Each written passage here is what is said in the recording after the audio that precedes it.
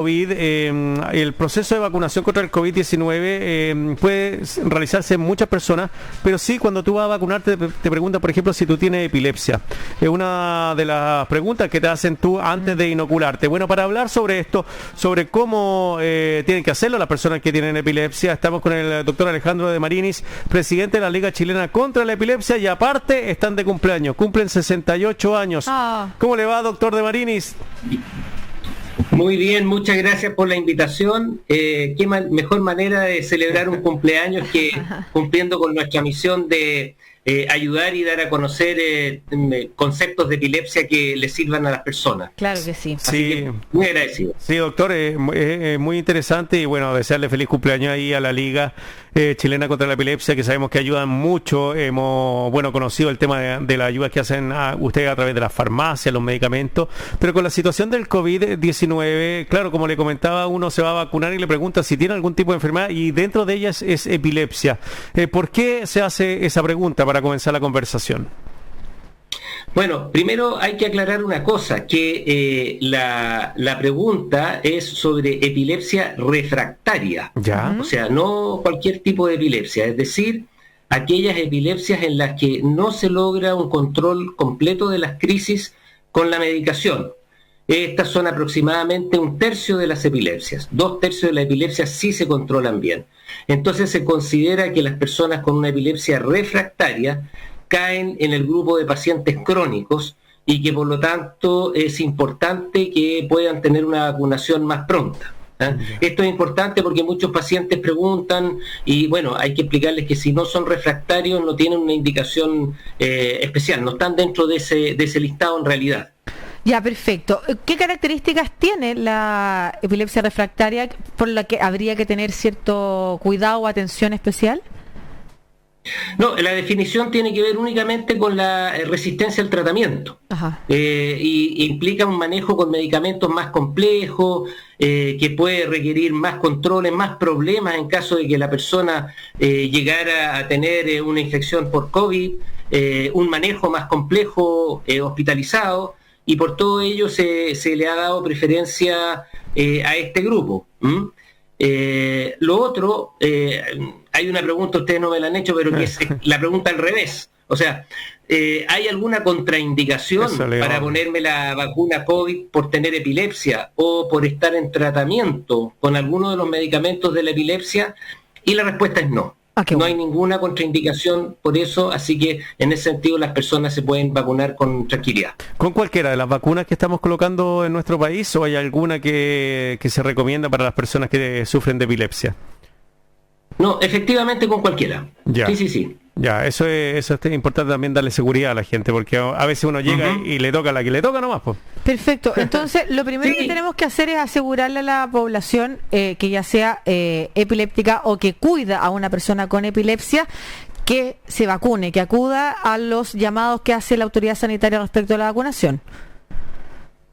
Exactamente, y quisiera aprovechar ahí de hacer una observación a nivel del mundo entero, y nosotros también estamos hace muchos años promoviendo utilizar el término persona con epilepsia y no epiléptica o epiléptico, porque hay trabajos científicos que demuestran que haciéndole la pregunta a dos grupos de personas, usando un término o el otro, ocurre que las personas con epilepsia son capaces de hacer muchas más cosas y de integrarse mucho mejor que los epilépticos. Es decir, ayuda a combatir un estigma que desafortunadamente todavía tiene esta enfermedad. Paso el avisito. Sí, que es súper importante decirlo también. Efectivamente, las personas con epilepsia son personas que tienen capacidades para desarrollarse en el mundo normal, laboral, y es importante eliminar esos sesgos a la hora, por ejemplo, de decidir a quién contrato y a quién no contrato en un trabajo. Por lo mismo, y aprovechando que hemos conversado otras veces también con la Liga,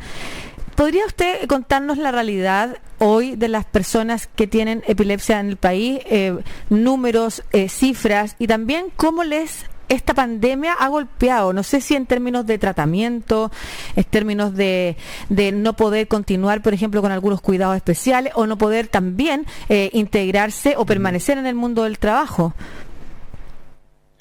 Bueno, en primer lugar, las personas con epilepsia, como en todo el mundo, están entre el 1 al 2% de la población de Chile, no tenemos datos precisos.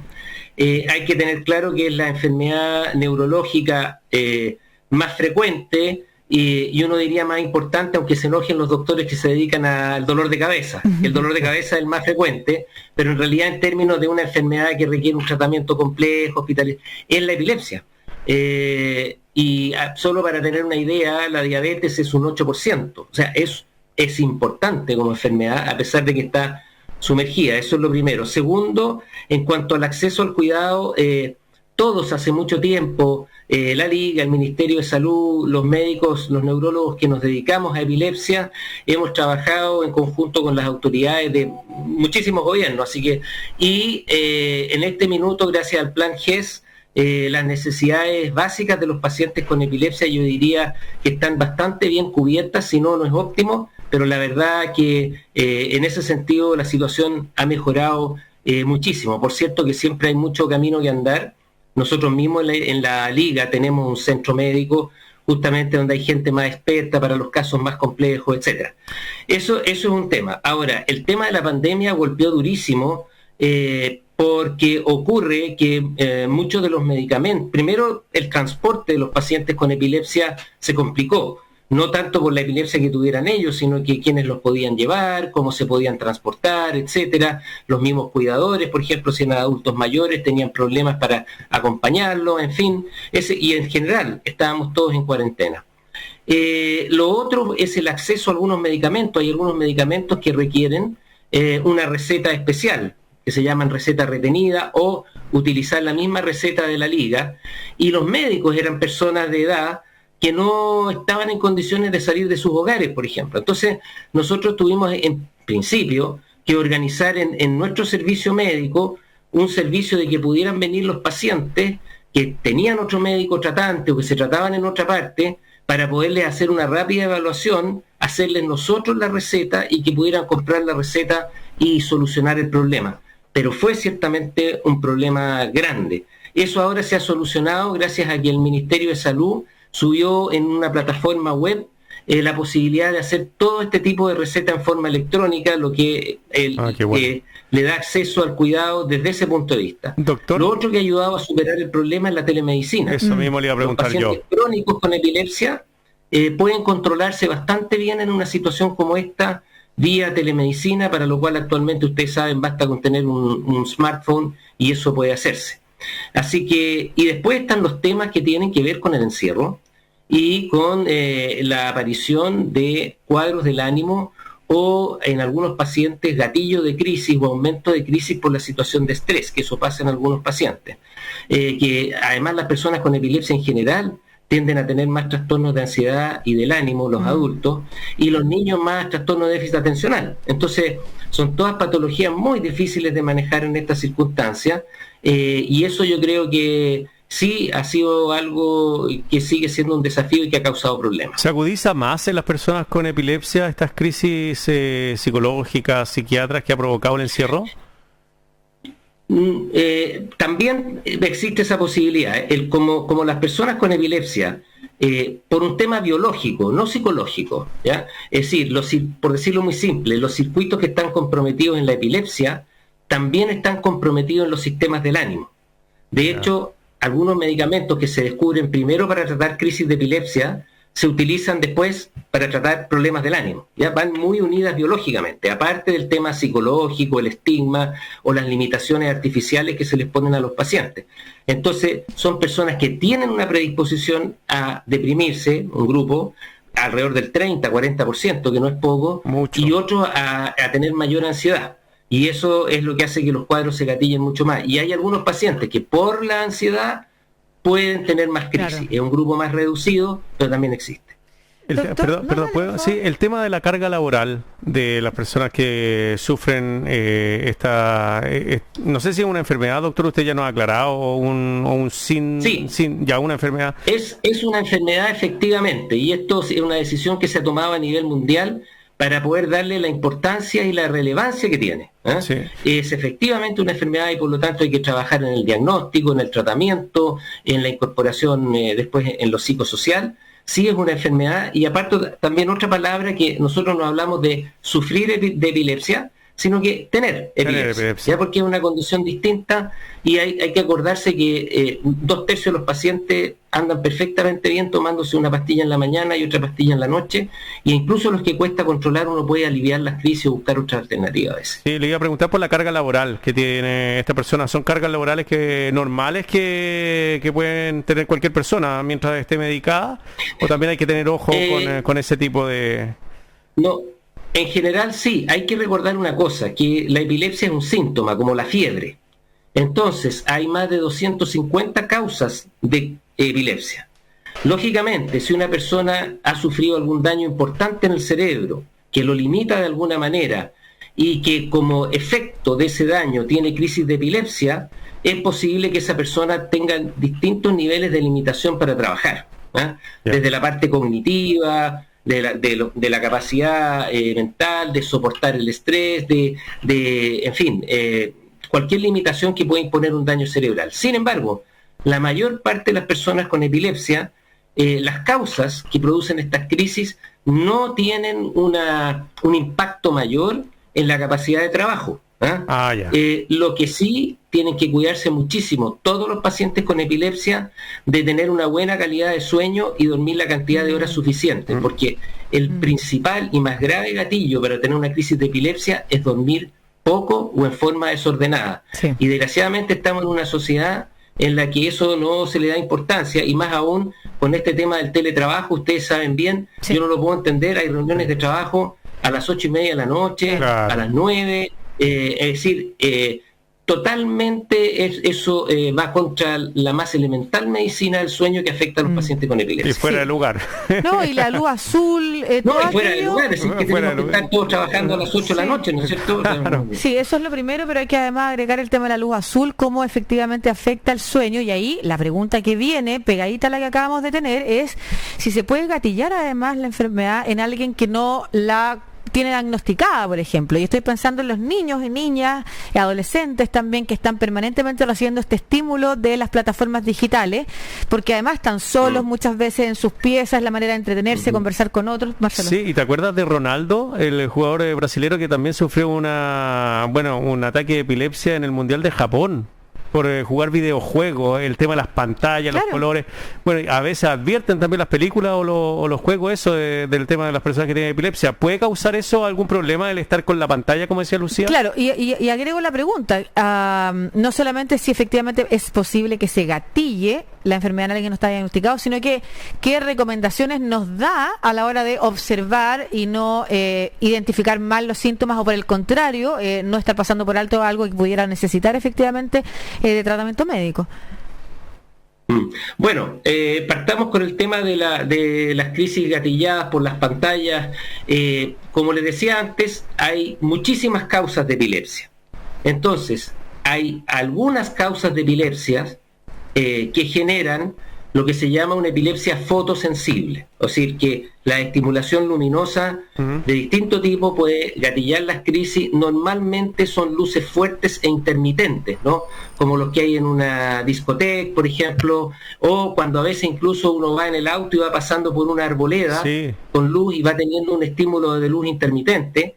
Hay un grupo pequeño, muy pequeño, de pacientes con epilepsia que tienen fotosensibilidad y que eso se gatilla con este estímulo. Nosotros los podemos evaluar durante el examen, uno de los exámenes básicos, que es el electroencefalograma, que ve la actividad eléctrica del cerebro, y parte de la prueba es que nosotros le damos estos estímulos intermitentes en forma controlada, por supuesto, y podemos entonces ver la respuesta y decir, mire, esta persona tiene cierta fotosensibilidad.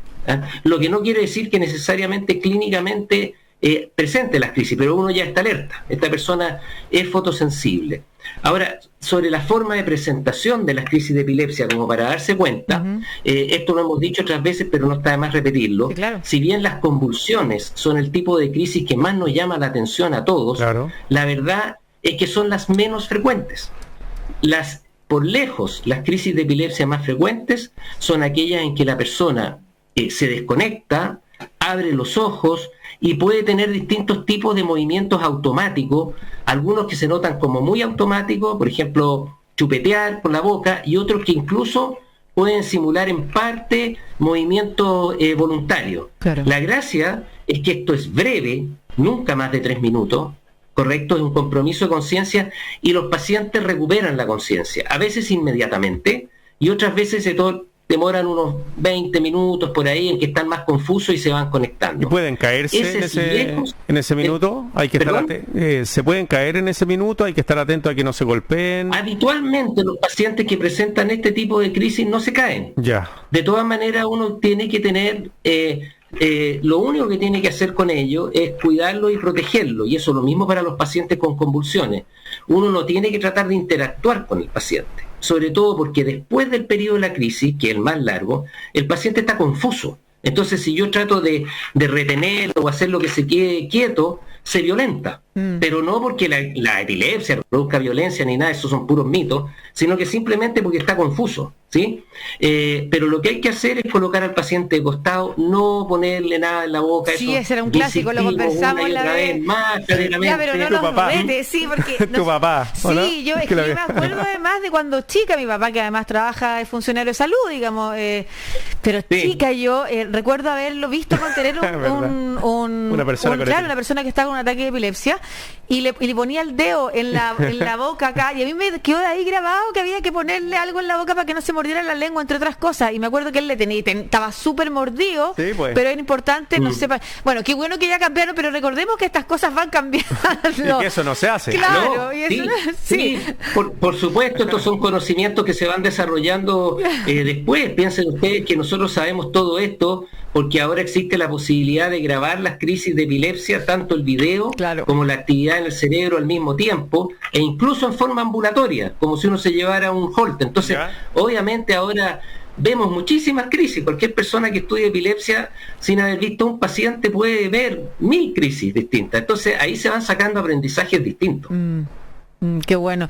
Muchas gracias, doctor Alejandro. No sé si usted quiere hacer un último llamado a la gente, no solamente en la región metropolitana, sino que también a nivel nacional, para vincularse con la Liga Chilena contra la Epilepsia. Recordemos que es un porcentaje alto de la población que tiene esta enfermedad, un porcentaje alto de la población de familias que tienen a un ser dentro de su seno, dentro de su hogar, de su casa, efectivamente con esta enfermedad, y a veces agruparse, formar parte de un espacio colectivo también para colaborarse, para acompañarse, para compartir conocimientos, puede ser de mucha utilidad.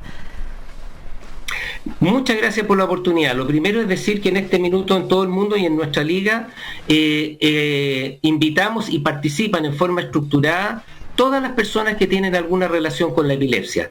Las personas con epilepsia, sus familiares, tanto profesionales como legos, y todos juntos vamos aportando para detectar las verdaderas necesidades, porque de repente un profesional de la salud con la mejor voluntad del mundo piensa que esto es lo que le sirve a los pacientes y a lo mejor no es esa la mayor necesidad. Así que este es un trabajo conjunto.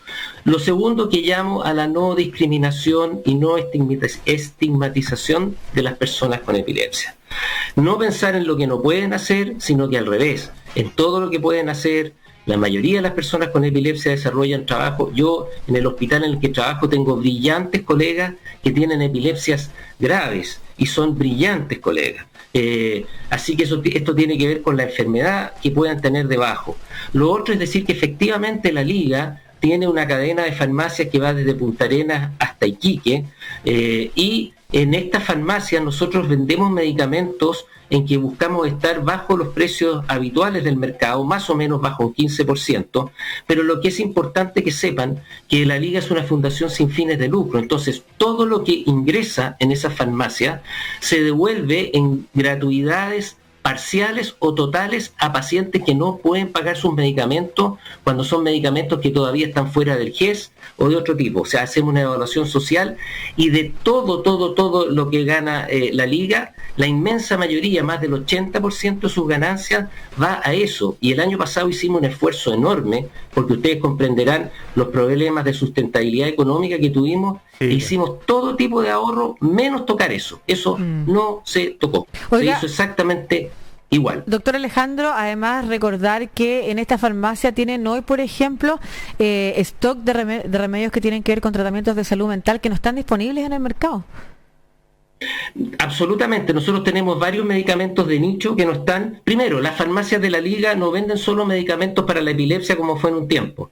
Son farmacias que tienen todo el petitorio, o sea, pueden ir a comprar un medicamento para el corazón, un diurético, vitamina, prácticamente todo lo que hay en una farmacia, y efectivamente nosotros tenemos algunos medicamentos que necesitan pocos pacientes con epilepsia, por ejemplo, pero que son importantes, y también todo lo que tiene que ver con salud mental, porque está nuevamente muy relacionado con las crisis de epilepsia. Tenemos la capacidad de hacer eso, y en los casos en que el medicamento no existe en Chile, los orientamos, porque en Chile se permite importar medicamentos directamente, pero no para la venta, sino que para un paciente específico. Entonces uno como médico le dice, este paciente necesita importar este medicamento, y nosotros lo orientamos para poder hacer eso. El doctor Alejandro de Marinis, presidente de la Liga Chilena contra la Epilepsia, conversando con nosotros en el aniversario 68 de la Liga Chilena contra la Epilepsia. Profesor y doctor Alejandro de Marinis, que le vaya muy bien y muchas gracias por su tiempo. Muchísimas gracias a ustedes, que tengan un muy buen día. Igualmente. Igualmente. 13:02, nos vamos a una pequeña pausa. ¿Quiere comentar algo adicional? No, que siempre me gusta conversar con el doctor de Marín. Uno aprende mucho, aprende harto, sí. Es verdad. Sí. Oye, tú me